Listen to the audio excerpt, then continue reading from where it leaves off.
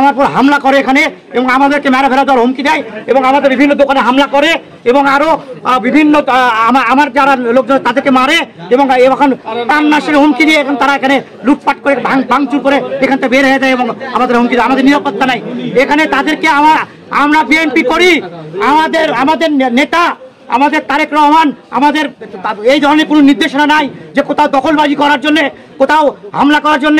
আমাদের তারেক রহমান বারবার সে বলতেছে যে সাধারণ জনগণের পাশে দাঁড়ানোর জন্য, সাধারণ জনগণের পাশে দাঁড়িয়ে জনগণের নিরাপত্তা দেওয়ার জন্য। আর আমাদের কিছু নেতা তারা জনগণকে জিম্মি করে বড় মসজিদ বগুড়ায় আমরা আজকে আওয়ামী লীগের সাথে পাল্টা দিয়ে প্রতিবাদ করে বড় মসজিদ রক্ষা করে আছি। আর তারা এই আওয়ামী লীগদেরকে নিয়ে শহর বিএনপি হিরু আজকে বড় মসজিদ দখল করতে আসছে। এখানে নিউ মার্কেটে আমাদের হামলা করছে।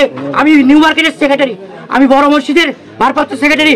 আমার পর হামলা করেছে, আমার লোকজনের উপর হামলা করেছে। এর সুস্থ বিচার আমার হাইকমান্ড, আমার তারেক রহমান, আমার বিএনপির ভারপ্রাপ্ত চেয়ারম্যান, আমি তার কাছে বিচার চাই। আমি বগুড়ার সাধারণ ব্যবসায়ীদের পক্ষ থেকে আমি বিচার চাই। হিরু কেন নিউ মার্কেটে বড় মসজিদে হামলা করবে, এর বিচার আমি চাই। শহর বিএনপির বহুত ছেলেপেলেকে আমি চিনছি, সব চিনছি, নাম বলবো আমি। তখন শহর বিএনপির ছেলেপেলেরা, হিরু ছেলেপেলেরা, বড় হিরু ছেলেপেলেরা।